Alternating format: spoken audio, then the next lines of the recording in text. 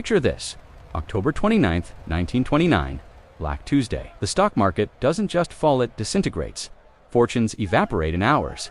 By that evening, men in expensive suits are throwing themselves from Wall Street windows.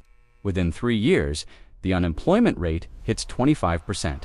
Banks collapse. Breadlines stretch 4 blocks. The Dust Bowl turns the heartland into an apocalyptic wasteland. But here's what haunts me about the Great Depression and what we almost never talk about. Yes, 13 million Americans lost their jobs. Yes, GDP contracted by nearly 30%.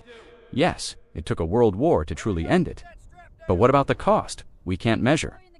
What happened to the human psyche when the entire framework of reality collapsed? When every promise of the American dream revealed itself as a lie? When fathers couldn't feed their children and the system everyone trusted simply stopped working? We know the economic numbers. We've studied the policy failures. But what about the philosophical earthquake?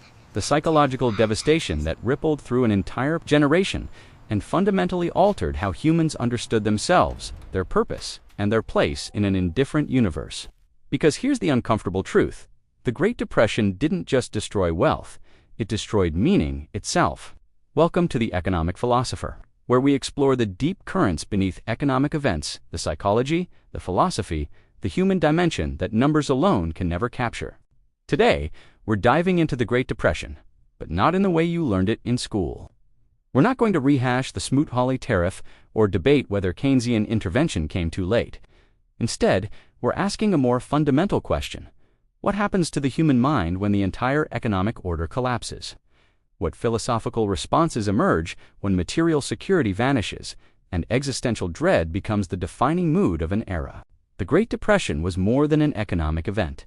It was a collective trauma that shattered assumptions about progress, individualism, and the nature of reality itself. It forced an entire civilization to confront questions philosophers had pondered for millennia. What gives life meaning when external circumstances strip away everything we've built? How do we maintain dignity in the face of forces beyond our control? What do we owe each other when survival itself becomes uncertain? The standard narrative focuses on FDR's New Deal, bank failures, and the road to World War II. But beneath those headlines, something far more profound was happening.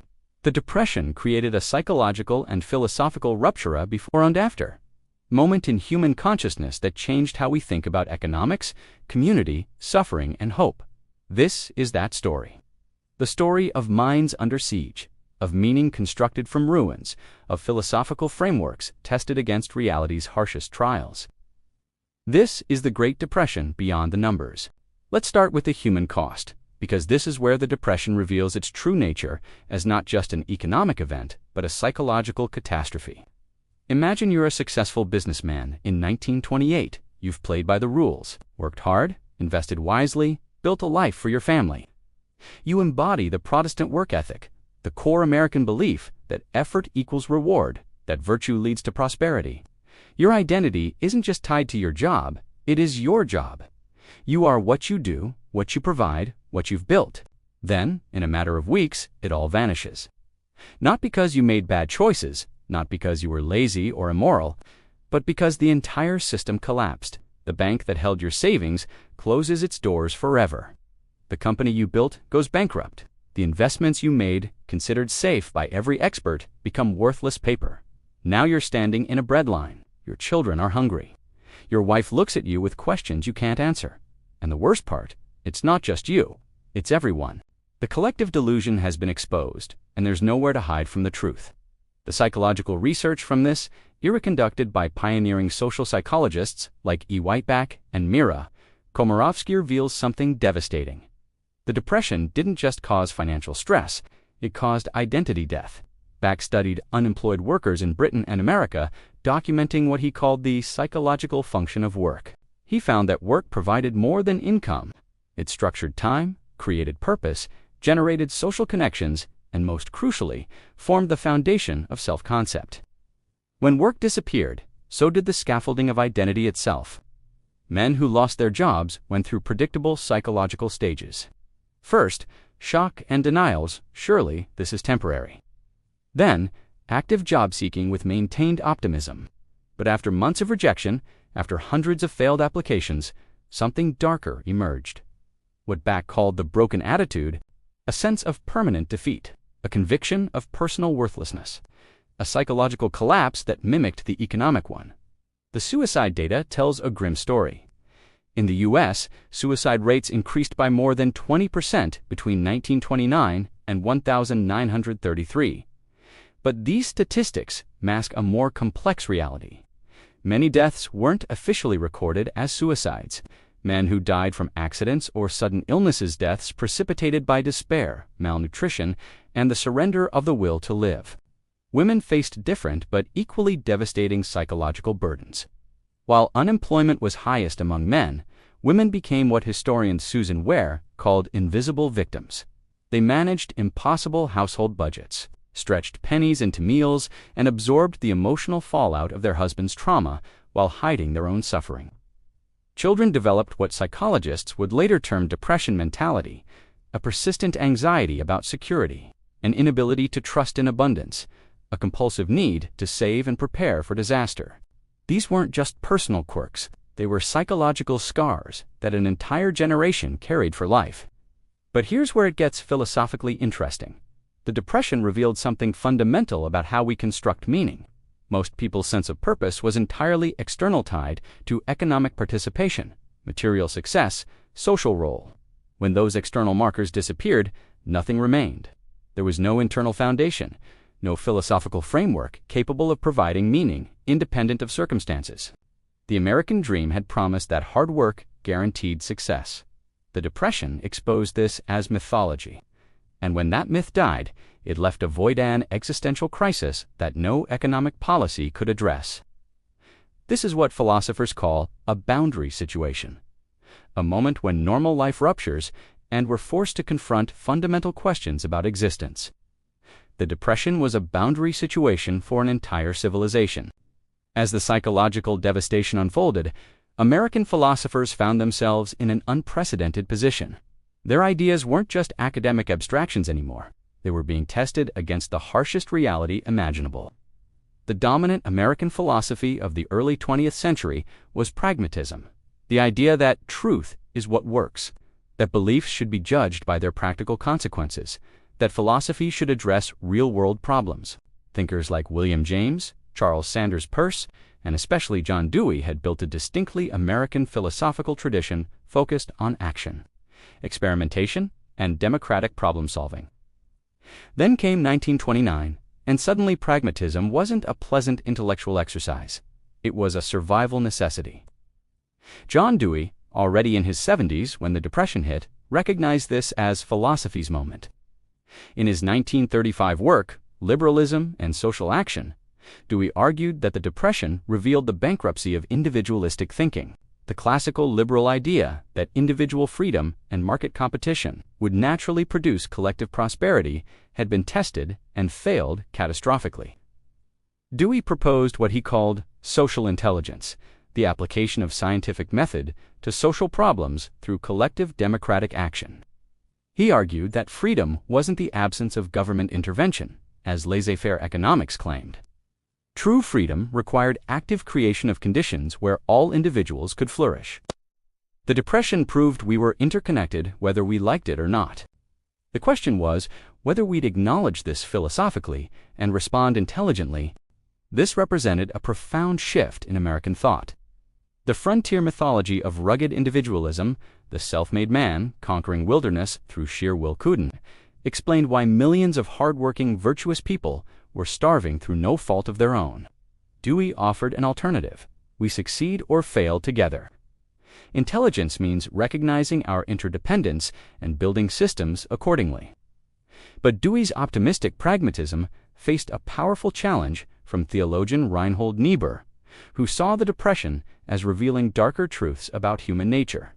Niebuhr, in Moral Man and Immoral Society, published in 1932, argued that the Depression exposed the limits of reason and the persistence of power. While Dewey believed social intelligence could solve collective problems, Niebuhr saw human groups as inherently self-interested, unable to transcend their own advantage even when rationality demanded it. The wealthy didn't simply lack awareness of their role in creating economic inequality, they actively resisted change because it threatened their power. This led Niebuhr to a form of Christian realism that acknowledged tragic dimensions of existence. Not every problem has a solution.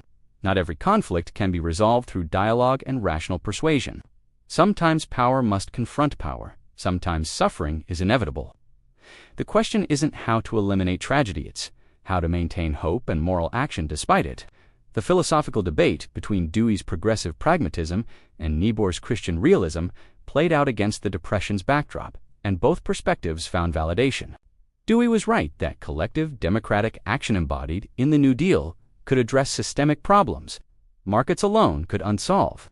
Niebuhr was right that entrenched interests would resist change, and that human nature contained darker elements than rationalist philosophy acknowledged. Meanwhile, European existentialism was crossing the Atlantic, brought by refugees fleeing fascism. Thinkers like Paul Tillich introduced Americans to the concept of existential anxiety, the fundamental human condition of facing an uncertain, often absurd existence. For Depression-era Americans, this wasn't abstract philosophy. It was lived experience. Existentialism offered a different framework for understanding the crisis. If life has no inherent meaning, if we're thrown into existence without guarantee or purpose, then the Depression wasn't an aberration. It was reality finally showing its true face. The comfort and prosperity of the 1920s was the illusion. The Depression was the truth. But here's the paradox. While existentialism might seem pessimistic, it actually offered a path through despair. If there's no inherent meaning, then we're radically free to create our own. We're not victims of cosmic injustice because the universe never promised justice. We're architects of our own significance, even in circumstances we can't control. This philosophical framework would become increasingly important as the Depression dragged on. It offered an alternative to both naive optimism and complete despair. Authentic existence means confronting reality honestly while maintaining commitment to self-created values and projects. While philosophers debated frameworks and individuals struggled with personal devastation, something fascinating was happening at the social level. The Depression created conditions for what we now recognize as collective trauma, but also unprecedented forms of community solidarity. Social psychologist Marie Jahoda, studying unemployed workers in Austria during the Depression, identified what she called psychological poverty, a condition where prolonged unemployment didn't just reduce income, but fundamentally altered time perception, social relationships, and sense of agency. People lost the ability to plan for the future. Days blurred together. The psychological structure that work provided collapsed, leaving a void filled with anxiety and purposelessness. But Jahoda also observed something unexpected. In some communities, collective suffering generated collective response. When everyone faced the same crisis, the stigma of poverty diminished. Mutual aid networks emerged. People shared resources, skills, and emotional support. The Depression paradoxically created conditions for what psychologist Abraham Maslow would later identify as community self-actualization, the fulfillment of collective potential through solidarity. The Civilian Conservation Corps exemplified this principle. Young men who had been unemployed and directionless were organized into camps where they performed conservation work. On the surface, this was job creation, but psychologically, it was meaning creation. These men gained structure, purpose, camaraderie, and the dignity of contributing to something larger than themselves. They weren't just earning wages, they were reconstructing identity through collective endeavor. This reveals a crucial insight about human psychology. We are fundamentally social beings. Meaning isn't just individual, it's interpersonal. When economic systems fragment communities and pit individuals against each other, we suffer psychological consequences. When crisis forces renewed community connection, we discover resources we didn't know we had. The anthropologist Margaret Mead studied American communities during the Depression and observed radical renegotiations of social roles. Extended families doubled up in single homes. Neighbors shared gardens and skills. Barter systems emerged when money disappeared. These weren't just economic adaptations, they were social innovations that revealed the flexibility of human culture when necessity demanded it. But there was a darker side too. The same conditions that fostered community in some contexts generated scapegoating in others. As economic anxiety intensified, so did prejudice. Anti-immigrant sentiment surged. Anti-Semitism increased. African Americans, already marginalized, faced intensified discrimination and violence. The psychological need to identify causes for suffering often manifested as tribal blame rather than systemic analysis. Social identity theory helps explain this pattern. When group identity feels threatened, we tend to strengthen in-group cohesion while increasing out-group hostility. The Depression threatened the American identity itself, the belief in progress, opportunity, and meritocracy. Some responded by redoubling commitment to inclusive democracy. Others responded by narrowing definitions of who counted as truly American. This reveals an uncomfortable truth about collective psychology. Crisis doesn't automatically ennoble us. It amplifies whatever tendencies already exist. Systems and leadership matter enormously in determining whether shared suffering generates solidarity or scapegoating. The rise of fascism in Europe during this same period demonstrates the stakes. Economic collapse combined with skillful propaganda created conditions for genocidal movements. The same psychological vulnerabilities that could generate mutual aid could also generate mass hatred, depending on which narratives gained cultural dominance. In America, FDR's rhetorical framing was crucial. His fireside chats didn't just explain policy, they provided psychological containment. His calm voice, his acknowledgement of fear, his insistence that the only thing we have to fear is fear itself. These weren't empty platitudes. They were attempts to manage collective psychology during a period of extreme vulnerability. The New Deal programs themselves functioned as much psychologically as economically. Yes, they put people back to work. But more fundamentally, they demonstrated that collective action was possible, that democracy could respond to crisis, that we weren't helpless before impersonal market forces. This restoration of agency of felt efficacy may have been as important as the material relief provided. Now we arrive at the crucial question. What does the Great Depression's psychological and philosophical dimension teach us about economics and our current moment? First, it reveals that economics is never just about numbers. Every economic system is simultaneously a psychological system and a philosophical system. Markets don't just allocate resources, they generate meaning, structure, identity, and reflect implicit assumptions about human nature and social organization. Classical economics, dominant before the Depression, assumed humans as rational actors, pursuing self-interest in relatively efficient markets. This wasn't just economic theory, it was moral philosophy. It implied that poverty reflected individual failure, that success indicated virtue, that intervention in markets violated natural order. The Depression destroyed this framework empirically. When unemployment hit 25%, you couldn't plausibly argue that 1 in 4 workers had suddenly become lazy or incompetent. The system itself had failed. This forced recognition that macroeconomic phenomena aggregate demand, monetary policy, financial instability, operated according to logic distinct from individual behavior. John Maynard Keynes provided the economic framework for this insight in his 1936 General Theory of Employment, Interest, and Money. But Keynes understood he was doing more than technical economics. He was offering a new philosophical foundation, one that acknowledged uncertainty, psychological factors like animal spirits, and the possibility of equilibrium at less than full employment. Keynes recognized that investment decisions aren't purely rational calculations. They depend on confidence, expectations, and what he called conventional judgment, shared beliefs that can shift suddenly and catastrophically.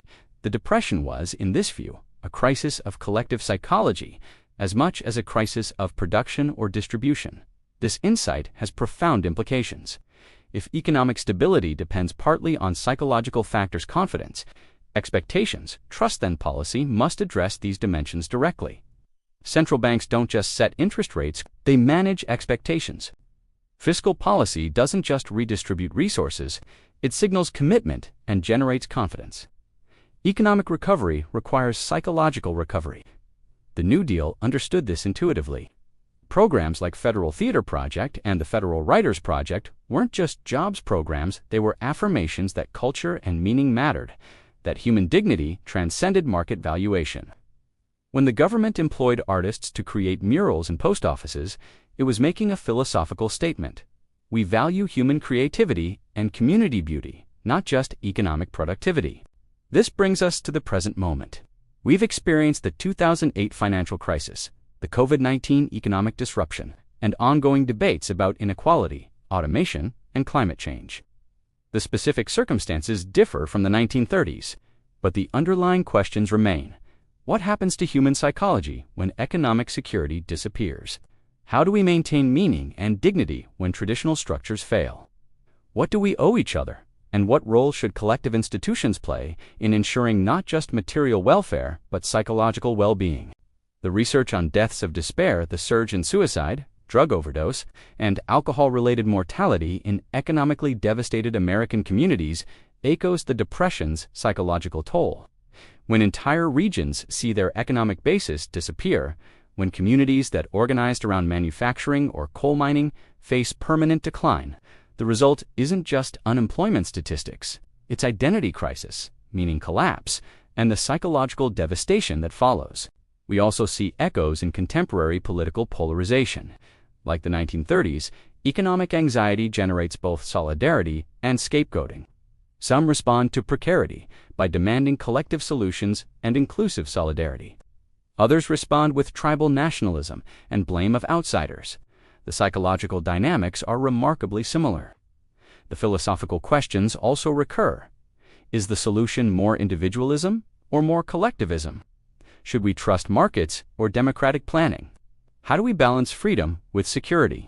The pragmatist versus realist debate between Dewey and Niebuhr continues in different language. But the Depression offers crucial wisdom. Economic systems must be evaluated not just by efficiency metrics, but by their impact on human psychology and philosophical possibilities. An economy that generates perpetual anxiety, that fragments communities, that ties identity solely to market participation, is failing regardless of GDP growth. The Depression generation developed what historian Michael Bernstein called structural pessimism, a permanent expectation of potential catastrophe. This wasn't pathology, it was rational adaptation to lived experience. They saved compulsively, avoided debt, and maintained emergency reserves because they'd learned systems could fail completely. Contemporary psychology might diagnose this as maladaptive anxiety, but perhaps we should see it as wisdom. Our current era's optimistic assumption of perpetual growth, our normalization of debt, our just-in-time supply chains with zero redundancy. Maybe these reflect dangerous forgetting of Depression lessons. At the same time, we shouldn't romanticize suffering. The Depression didn't automatically ennoble people or create universal solidarity. It was marked by immense suffering, preventable deaths, and squandered human potential. The question isn't whether to recreate crisis, but how to incorporate its wisdom without repeating its devastation. The key insight?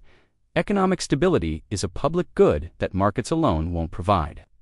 Just as we recognize that epidemics require collective response regardless of individual behavior, we should recognize that economic stability requires collective institutional frameworks.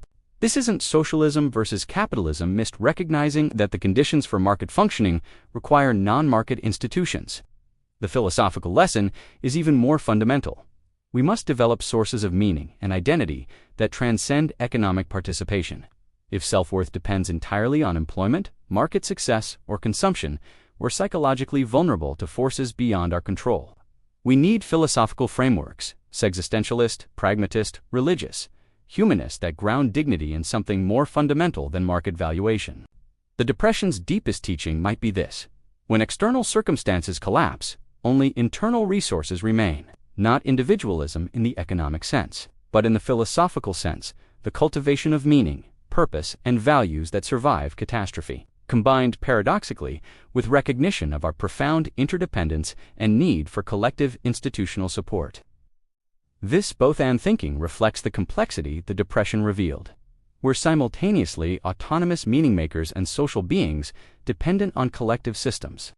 We need both philosophical frameworks for individual resilience and political economic structures for collective security. Neither alone suffices. So what have we learned by examining the Great Depression through psychological and philosophical lenses? First, economic events are always human events. The numbers matter, but they're abstractions from lived experience.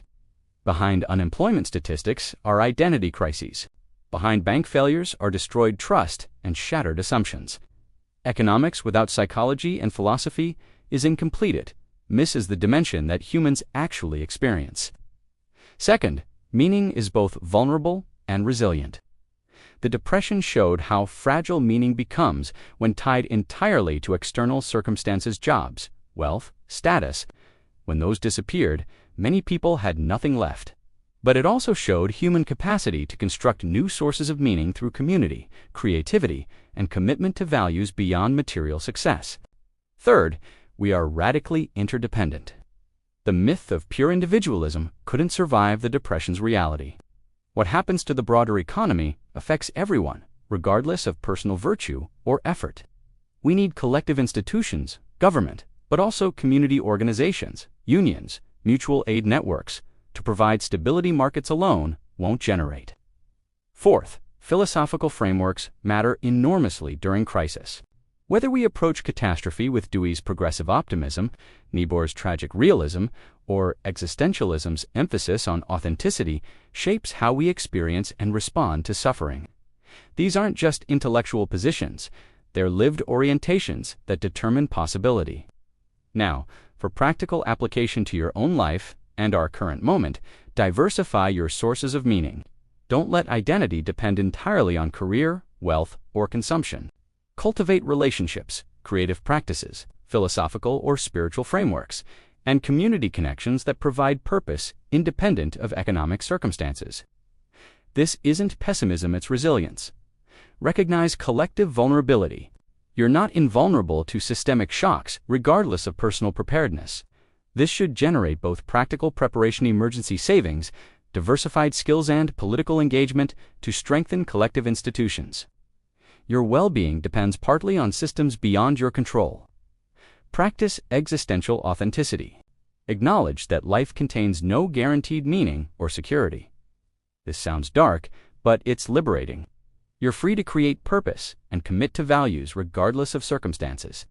The Depression generation, who maintained dignity and hope despite devastation, were practicing existential freedom. Build community deliberately. Economic systems increasingly fragment us into isolated consumers and workers. Consciously create relationships and community structures that provide support beyond market transactions. This isn't just nice, it's psychological infrastructure for inevitable future crises.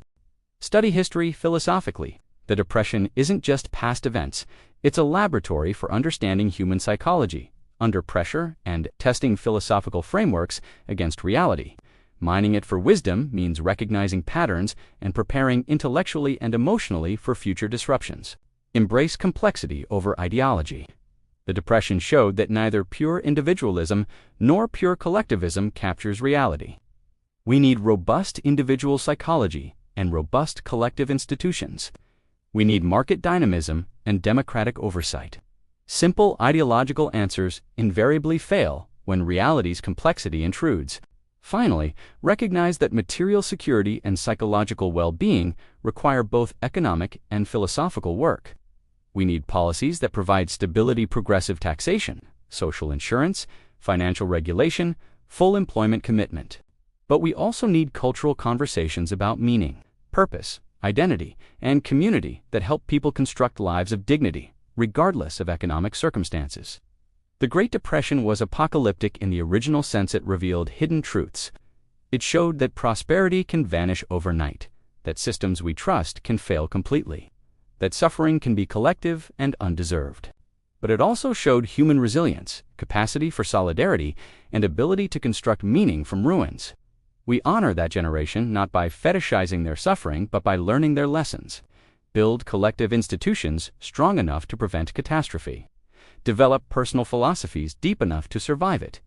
If prevention fails, recognize our interdependence while cultivating individual resilience. Find meaning beyond material circumstances while working to ensure material security for all. These aren't contradictions. They're complementary truths the Depression revealed through terrible cost.